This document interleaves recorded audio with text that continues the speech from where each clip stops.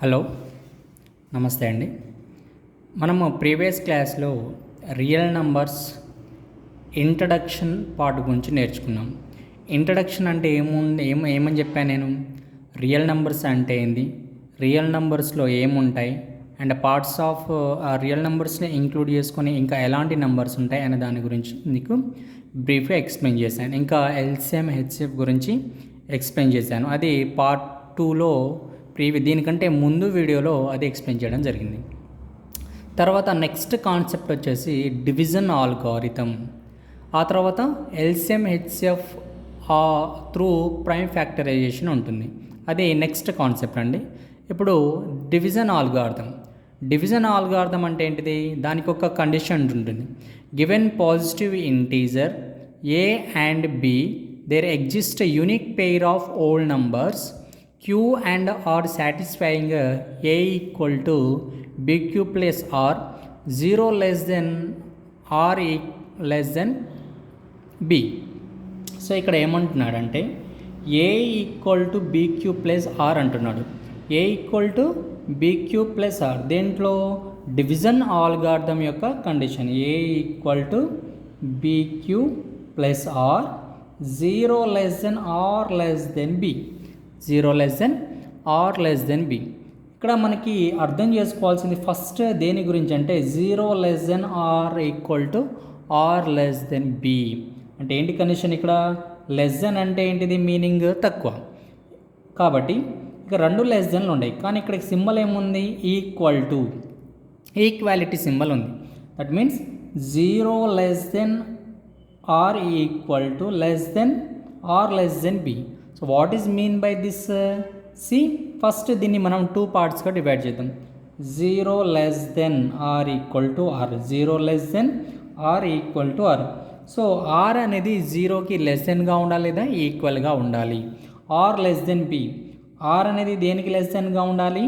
బికి less దెన్గా ఉండాలి.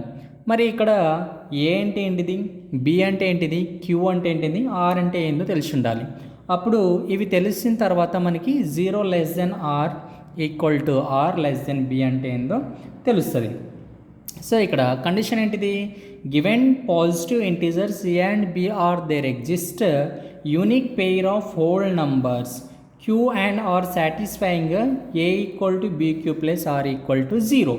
So unique whole numbers తీసుకుంటే మనకి ఇక్కడ డివిజన్ ఆల్గారిథంలో A equal to BQ plus R 0 less than R less than B అనే కండిషన్ని సాటిస్ఫై చేస్తుందంట. మరి ఇక్కడ ఏ అంటే ఏంటిది, బి అంటే ఏంటిది, అండ్ ఆర్ అంటే ఏందో తెలిసి ఉండాలి. సో ఆ తర్వాత దానికంటే ముందు యూక్లిడ్స్ ఆల్గారిథం. యూక్లిడ్స్ ఆల్గారిథంలో కూడా C equal to DQ plus R, 0 less than are equal to less than B.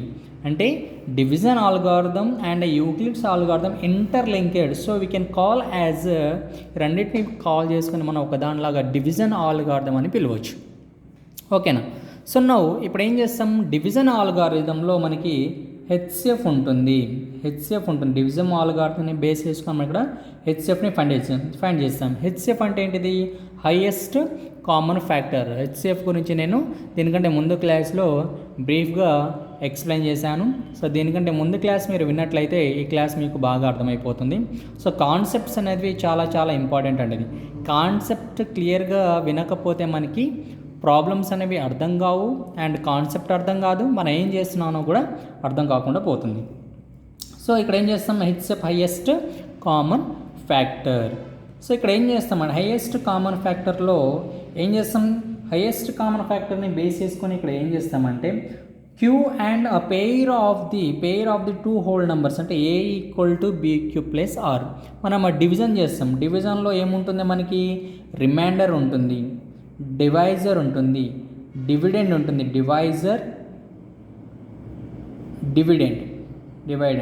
Dividend, reminder, coefficient ఉంది. 4 ఉంటుంది కదా.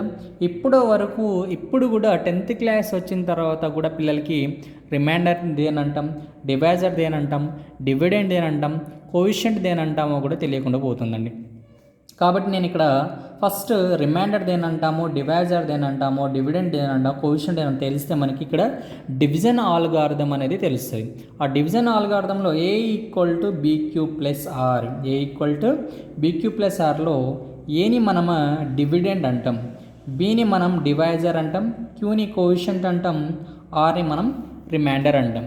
అంటే ఇక్కడ A equal to BQ plus ఆర్ని మనం అబ్రివియేషన్లో రాస్తే ఏమని రాస్తామంటే dividend equal to divisor into coefficient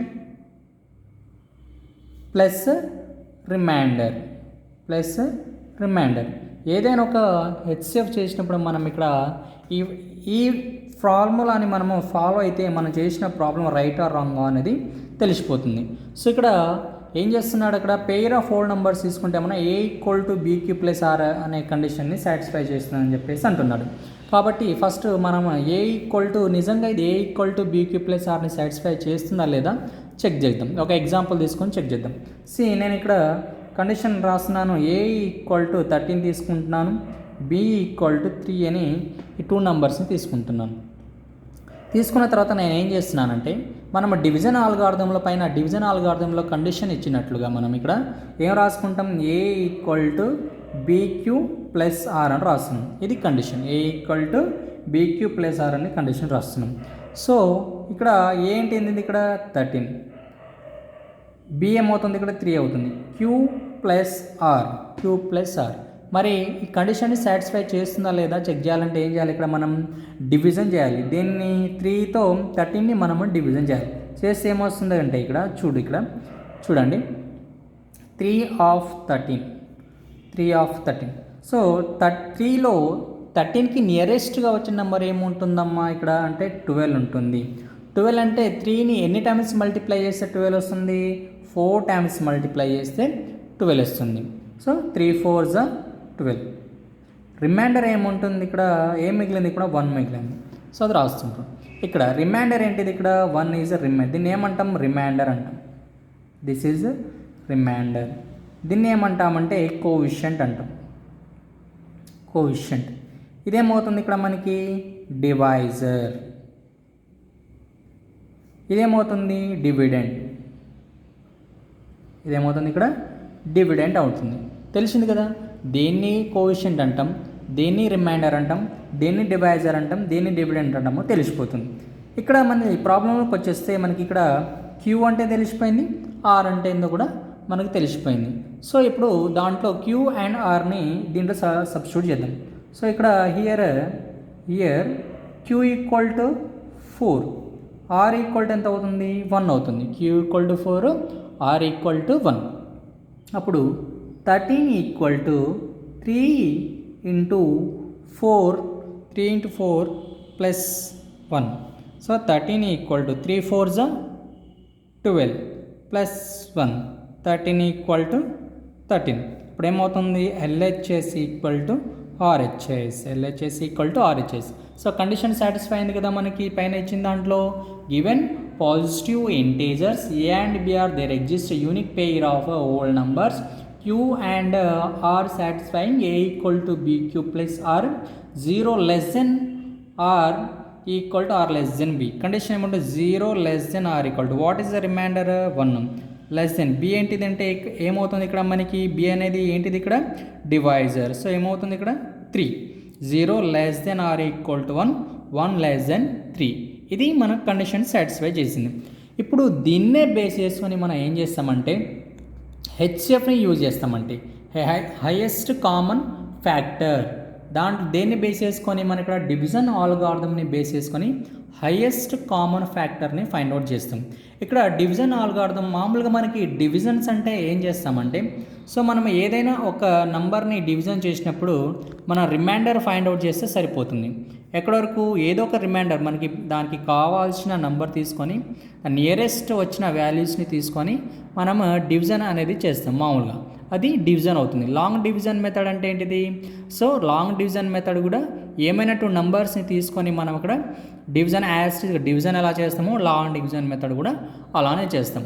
but ఇక్కడ డివిజన్ ఆల్గారిథం యూక్లిడ్స్ లెమ్మాకి వచ్చేసరికి ఏం చేస్తామంటే డివిజన్ ఆల్గారిథంలో రిమైండర్ 0 వచ్చేంత వరకు చేయాలి. రిమైండర్ 0 రావాలి. రిమైండర్ 0 వచ్చేంత వరకు మనం ఇక్కడ డివిజన్ ఆల్గారిథంని మనం డివిజన్ చేస్తూనే